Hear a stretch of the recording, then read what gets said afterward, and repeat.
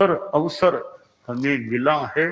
परम पूज्य गुरुदेव तुलसी के समय हमने वो देखा था, युवाचार्य श्री महाप्रज्ञ जी विराजते थे और वे योगक्षेम वर्ष का क्रम चला था। एक अंतराल के बाद वह फिर एक अवसर आया है। साध्वी प्रमुखा कनक प्रभा जी, उनका इस योगक्षेम वर्ष के साथ निमित्त रूप जुड़ाव है। उनका कथन था और हमने उस कथन को स्वीकार भी मानो किया।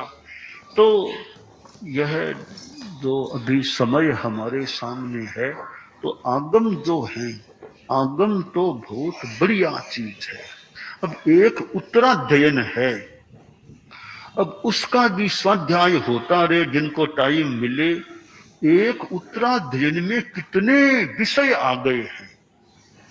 32वां अध्ययन देखें, कितना आध्यात्मिकता, इंद्रिय विषयों के संदर्भ में, मन के संदर्भ में समता, और कितनी बातें हैं। संयम की साधना की कितनी बातें हमें 32वें अध्ययन में।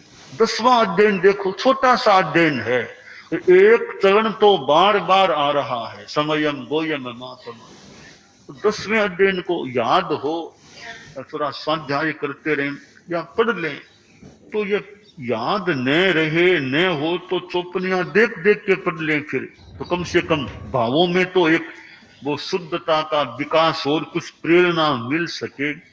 और वो स्थिति है कि मूल पाठ मात्र से अर्थ का बोध हो जाए, वो संभवतः सब में तो वो स्थिति हो न हो, पर जिनमें वो स्थिति हो कि जिनको संस्कृत भाषा और प्राकृत भाषा का ज्ञान ठीक है, थोड़ा यूं आगम पढ़ने का अभ्यास है, तो वो कई मूल पाठ को पढ़ते पढ़ते काफी यूं अर्थ का बोझ भी हो जाए। न हो तो अनुवाद देख लें।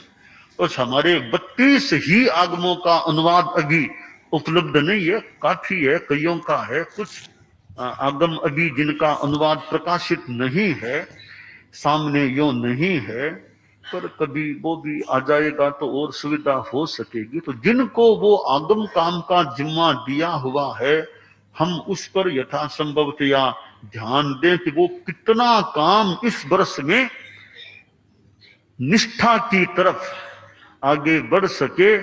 और हम एक आगम के कार्य को अगर संपन्न कर दें, तो गुरुदेव तुलसी के समय उनके द्वारा मान लें, उनके समय जो शुरू हुआ वो काम, मूल आगमों का मूल पाठ, अनुवाद, टिप्पण, वो परिशिष्ट आदि वो सब हो जाए, एक बढ़िया काम हो जाए।